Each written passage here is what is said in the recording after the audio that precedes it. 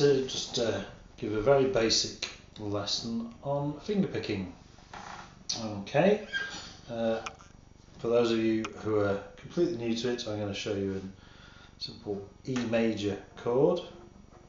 For those of you who already play a bit, you'll know exactly what I'm talking about. Okay, I'll give you a close-up of this in a minute, an E major chord, and we'll be moving it by a fret like this. I'll give us a bit of a nice Spanish sound, which makes playing some of these finger-picking patterns sound a bit more interesting at first, rather than just playing on one chord or not having much to play. Okay, so I'm going to cut to giving you a close-up of the E major chord now.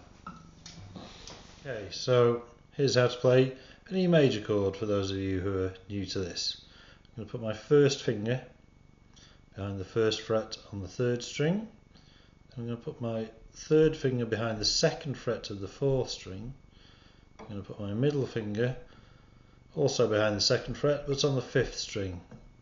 Okay, now we should be able to play all the strings. I'm going to show you my thumb, and it will sound like that. If you're new to this, just be careful that you're not leaning back the fingers, so you don't want to mute those top two strings, so you're standing right on your fingertips like this. And what I did then was just literally just relax your hand a bit. Don't lift off completely, just relax and let the strings push away, and then just come up by one fret. And then we're going to move back. That's where we'll be finishing, back on the E major chord there. Okay, so you're happy playing E major, and that E major moved up a fret. We can call that second chord F major sharp 11 over E if you want, but I'm just going to call it F over E to keep things simple for now. Anyway, the point is E, F over E, and back to E. Now, it's all about the picking hand anyway, so we're going to go from the classical school of training. So refer to the thumb as P, index finger as I, middle finger as M, and the ring finger as A. It might not seem to make sense at first, it's Spanish, but just P, I, M, A. That's all you need to remember. Okay, and that's exactly what you're going to play at first. Now the thumb plays the three lowest strings like that in general to start with. And we're going to start, you can see I've rested my elbow on the back of the guitar here, on the top of the guitar at the back. I'm just going to bring my arm up, my thumb's resting lightly on the sixth string. I, index, is resting on the third string or G string, M is resting on the second string or B string, and A is resting on the top E or first string. And I said they're called P, I, M, A, and that's what you're going to play. And we're going to keep this thumb moving across the bass strings and back. Okay, so here we go.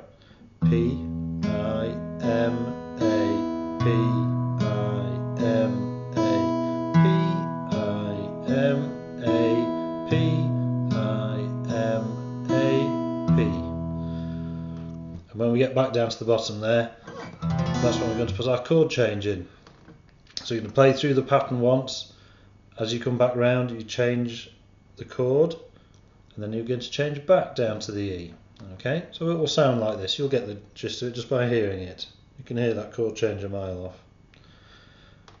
P, I, M, A, P, I, M, A, P, I, M, A, P, I, M, A, P, I, M, A, P, I, M, A, P, I, M, A, P, I, M, A.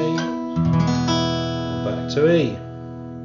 Okay, now obviously you're going to want to play it more than just once through to get the feel of, you know, maintaining picking through a song. So what I'll do is I'll play that for you 4 times through. I'll play it a bit quicker, but the important thing is to get it steady. Don't go for speed at first.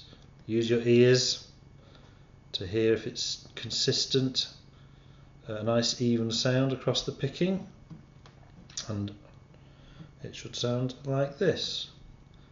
I'll stop saying the letter names halfway through. P-I-M-A, P-I-M-A, P-I-M-A,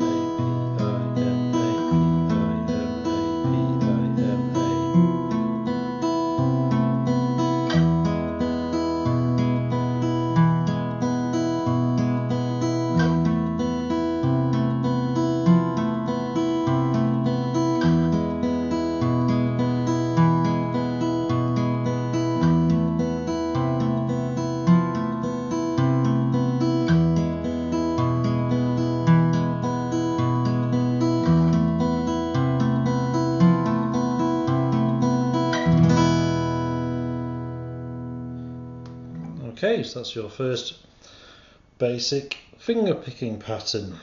It won't take a big stretch of the imagination or anything to realise that there are going to be so many lots of variations on this. So the first one we would do is reverse the order of these three fingers. The thumb will do the same thing, but instead of playing P-I-M-A, we'll play P-A-M-I. Okay, so I'm going to go through this one at that slightly quicker rate again, because you'll get the idea, but I'll say them out loud to start with again. P-A-M-I, P-A-M-I, P-A-M-I, P-A-M-I, P-A-M-I, P-A-M-I, P-A-M-I, P-A-M-I.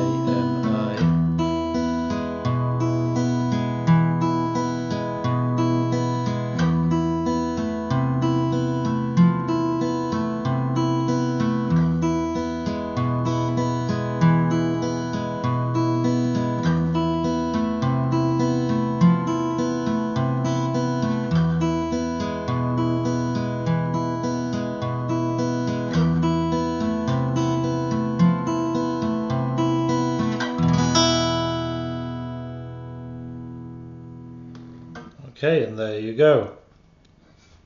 Okay, well, I hope that quick little lesson has made sense to you. I'm going to follow this up with more to expand on those ideas using the PIMA system. It's quite straightforward, really. Once you get those basic ideas down, you could probably start thinking up your own variations, and we can start making it more flexible into other styles. It's not purely for classical. You can take it into all kinds of styles of music.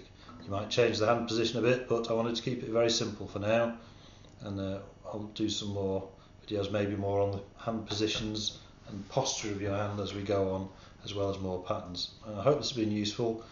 Give me some feedback, please, and thanks for watching. Okay, bye.